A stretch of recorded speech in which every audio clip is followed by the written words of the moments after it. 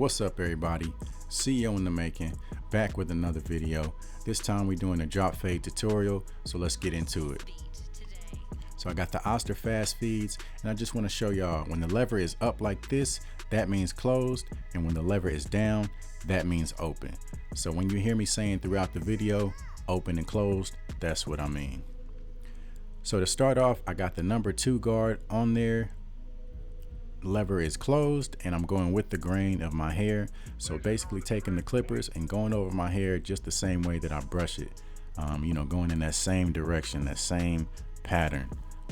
So that's what you can see me doing here. So like I said, the exact way that I brush my hair is exactly what I'm doing with the clippers. So going in the same direction, taking my time, making sure I don't mess up, because you don't want to cut in the opposite direction than the direction that your hair is brushed in, if that makes sense. Because if you do that, it's going to cut it lower than you want, and the cut's not going to come out right.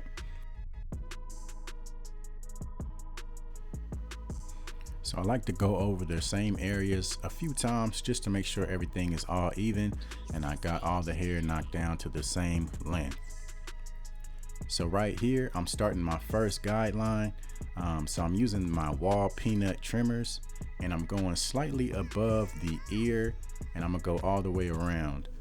So what I like to do, I like to start on one side and then go ahead and start on the other side and kind of meet in the middle around the back of my head. For me, that's just the easiest way to do it. Kind of helps me keep it even. So that's just one little tip, that you could try. If you like, you could start on one side, go all the way around to the other if you want. But for me, like I said, I like to start on one side, the other side, and meet in the middle. That seems to be the easiest way that I've found. So as I said, I went slightly above the ear, and then going towards the back of my head, I kind of angled the guideline a little bit to kind of match the shape of my head. That really helps with the fade, helps it look good. And because it kind of customizes the fade to the shape of your head, and just overall it helps it come out looking really nice. Also, curving the guideline like this, it helps you keep the fade low, which is the whole point of a drop fade. You're basically taking a regular fade and just dropping it down your head. Simple as that.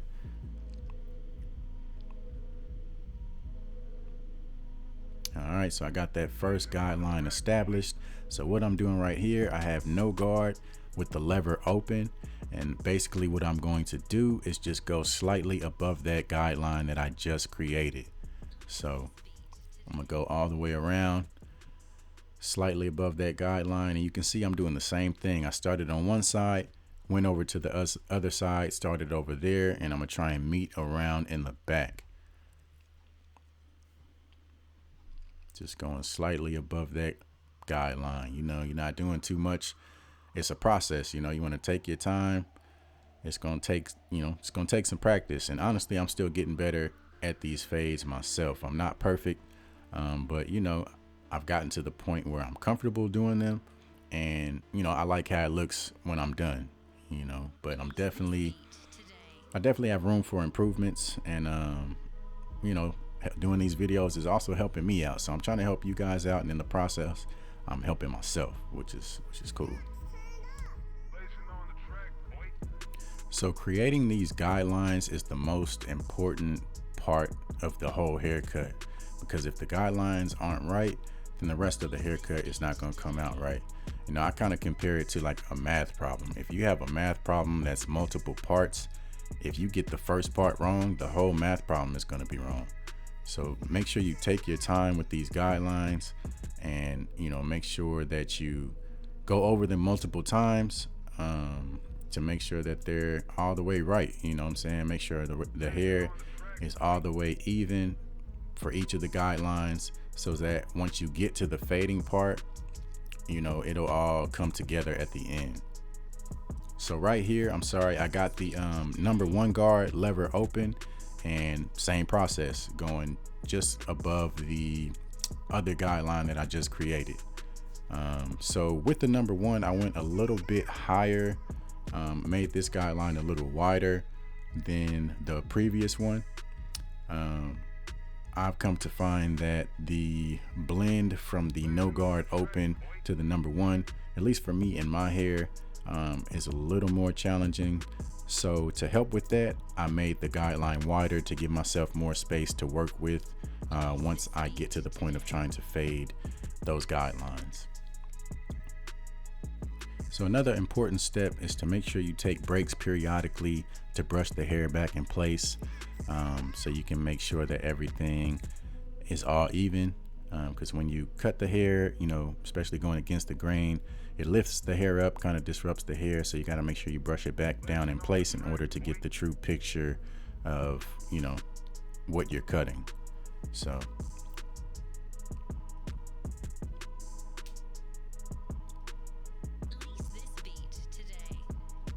right here, I have no guard with the lever closed, and I'm starting the process of blending out that initial guideline.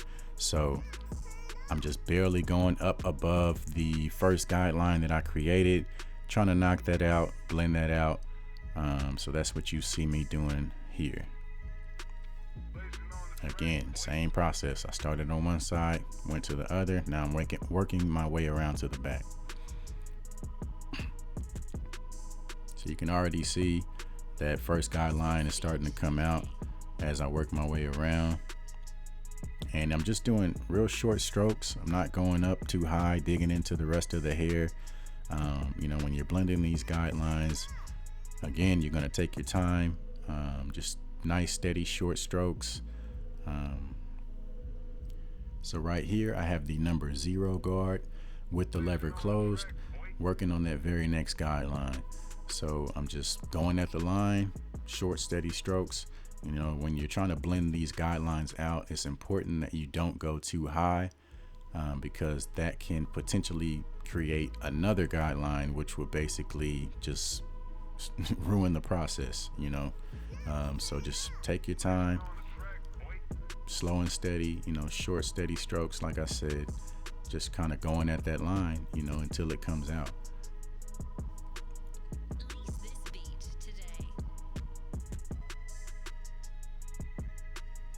See, I brushed the hair back in place so I can kind of see how it's looking, so I can see if I need to keep going over the same area, or not.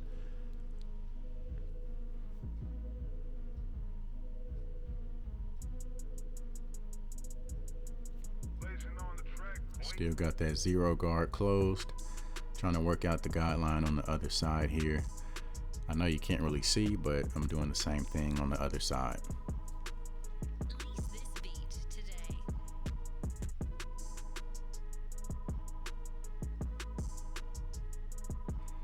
So doing this, especially the back of your head, it definitely takes some coordination. So, that's where the practice and time comes in at. I just didn't start doing this overnight. I just had the patience to, practice over time and get better and better. And like I said, I'm still improving. So you just gotta trust yourself and really just go for it.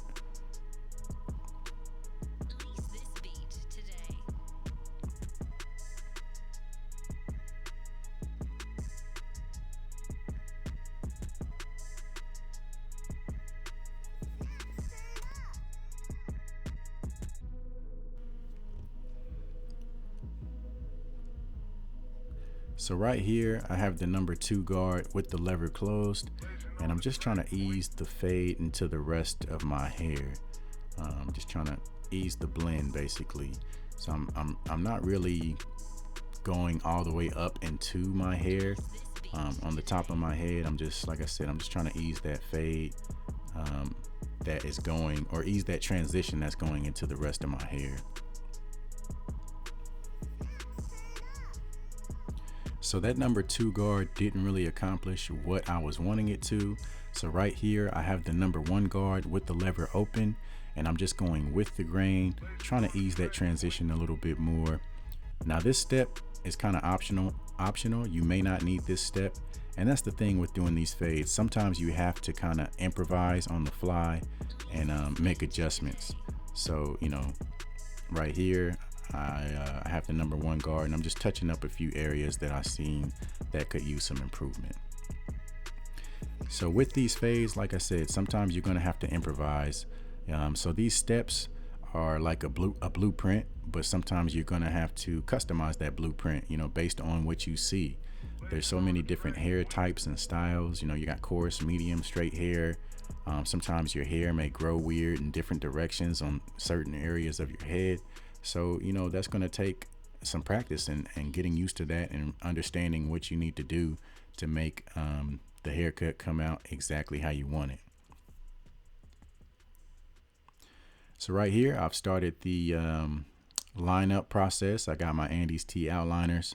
I have modified those, as you can see here.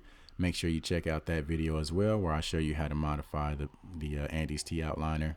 I have a video showing you how to adjust the blade to cut sharper, as well as a video showing you how to turn them into skeleton trimmers, as you see here.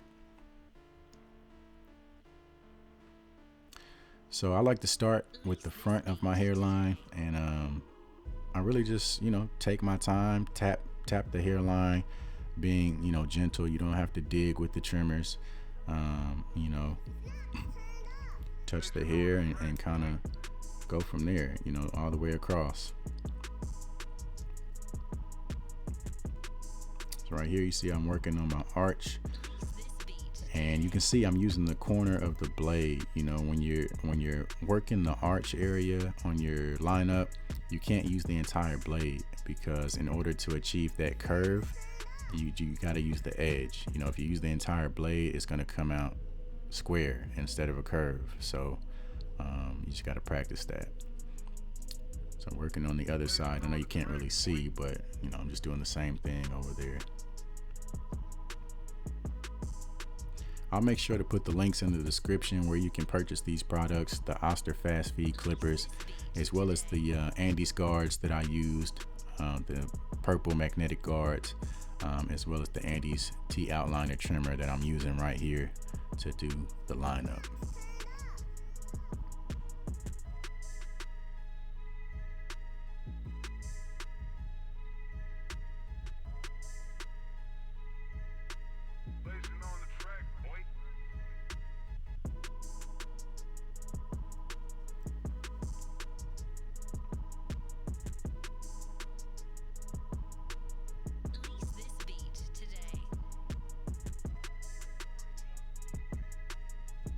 Alright, so this is the cut, YouTube. Let me know what y'all think. Any questions, leave them in the comments. If this was helpful for you, make sure to like this video, subscribe to my channel. I will be uploading more, and stay tuned, man. It's CEO in the making. I appreciate y'all's time, and stay tuned.